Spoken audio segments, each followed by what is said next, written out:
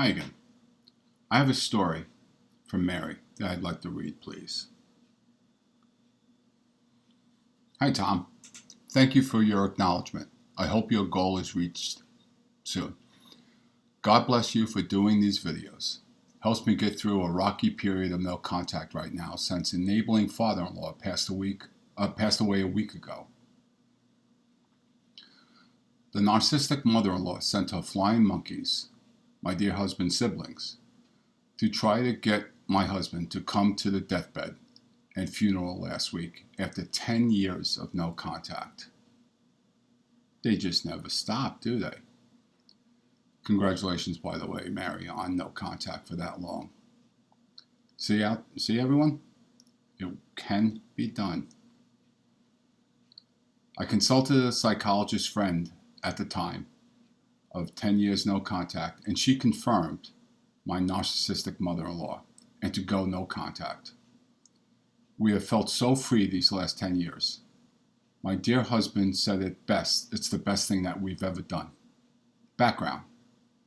My husband comes from a dysfunctional family, was mistreated all his life, but didn't know what this was called until 10 years ago, when my enabling father-in-law comes around asking for money to help the golden child, spendaholic daughter, and her alcoholic husband and family. We gave the money to him to disperse as needed, so it wasn't squandered. The enabling father-in-law failed to tell the golden child daughter the money came from us. This led them to believe that the money was from him. Behind the scenes, the golden child and a cousin's wife was spreading lies about me, unbeknownst to her that we were helping her. It all comes out, and the golden child was stunned, and no apology or a thank you. In a phone call, the golden child says to my dear husband, "You have everything."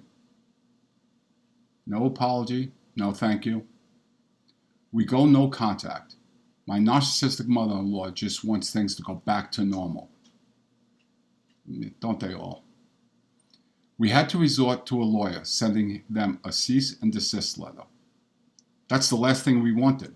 We've been married 40 years, and our family lived with abuse and manipulation constantly. Let me just throw something in right now. This is your time.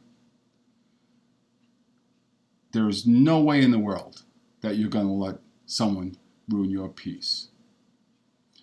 We had peace till 2 weeks ago, when the flying monkeys get our phone numbers, start texting and voicemailing.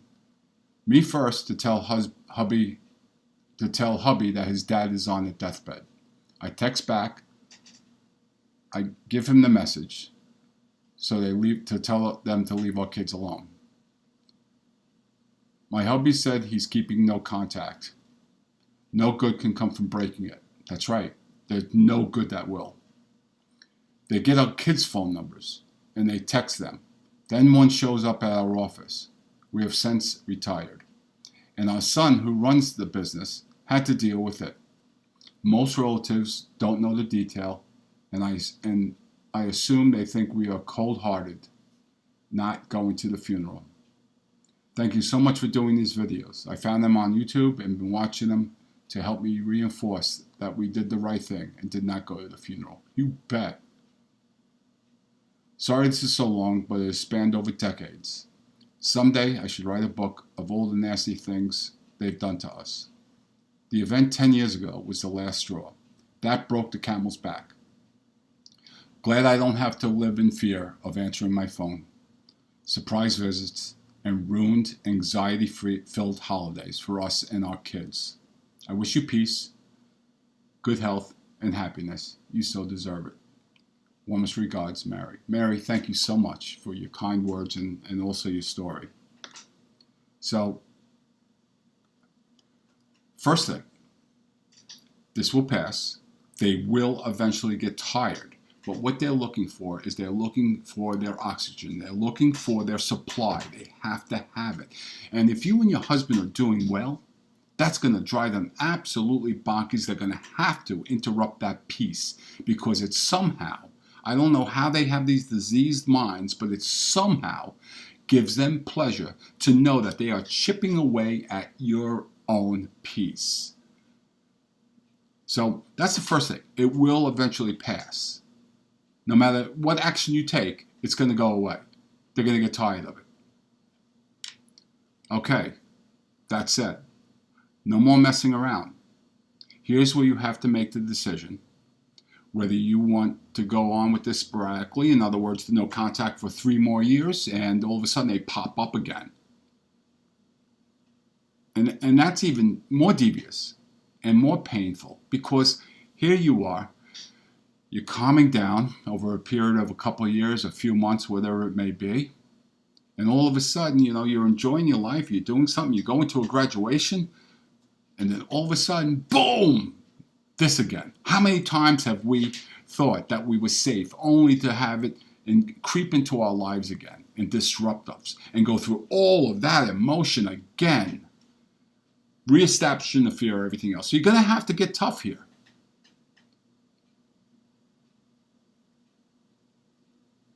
Find the town that your mother-in-law lives in. Drive. Don't write, don't call. Drive to the police station and let them know that you want this to stop.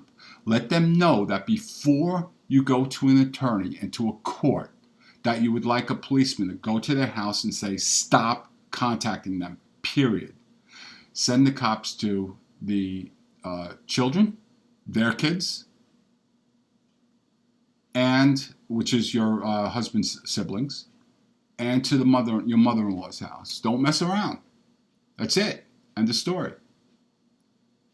And then if they continue to, or if the police will not do that, and I can't imagine why they wouldn't, but I'm not gonna put that in concrete, right?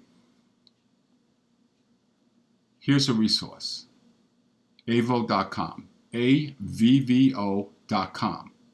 There's going to be a section in there where you can get free advice from local attorneys. You'll be able to ask your question, and what happens is it goes out to a bunch of attorneys that sign up on this, and most of them are. And don't go through the dramatic, detail.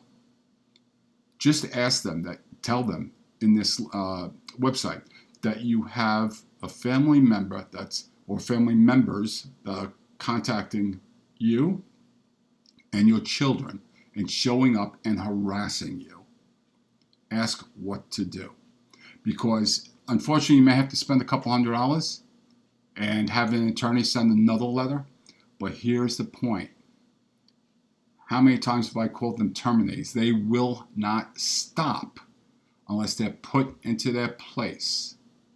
Eventually they're going to get tired, but here's the opening.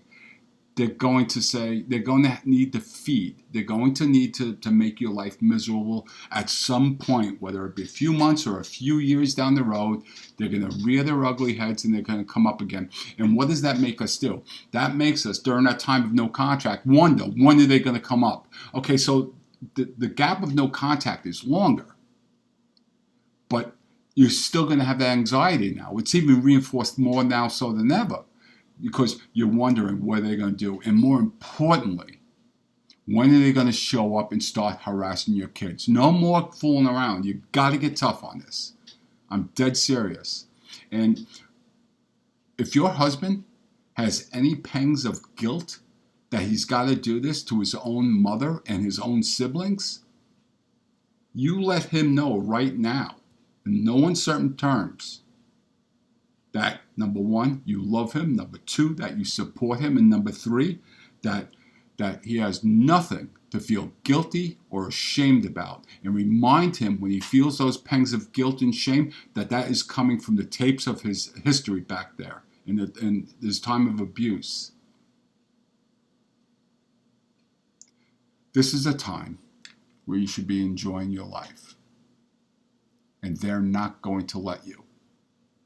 They're just going to give you a little break. I would have said 10 years ago, okay, you're going to be safe, everything's going to be okay. But when they pop back up right now, they're showing you that they're not going to stop. Fight for your independence. Fight for your peace. It stinks. But it can be done. Now, don't let it take away your peace presently while you're taking these actions. Go about your life. Enjoy it. But take some legitimate steps to get them to back off. I'd like to hear more about this, please, if you wouldn't mind. So if you would send me another email, I want to, because I'm telling you to take these steps. Maybe you've already done that 2 weeks ago. I don't know, but I'm really curious to see what's going on. And I'm sorry you have to go through this. I mean, many of us do, but they're re-interrupting your peace. You gotta take measures. And it may sound like a drastic measure, and unfortunately it is, but you've got to take it. Let me know how you make out. Please contact AVVO, avvo.com, and ask. And anyone out there, if you have a legal question when it comes to your narcissist in your life and you need help, get to that website, go into the section where it says, ask a free question from our lawyers. And if you need help finding it, I'll locate it for you. Okay? Let me know how everything works out. Thank you for writing. Thank you for your donation. I really appreciate it. And I look forward to hearing from you. I'm wishing you peace. You deserve it, especially in retirement. I'm wishing everyone else peace. Thank you for everything.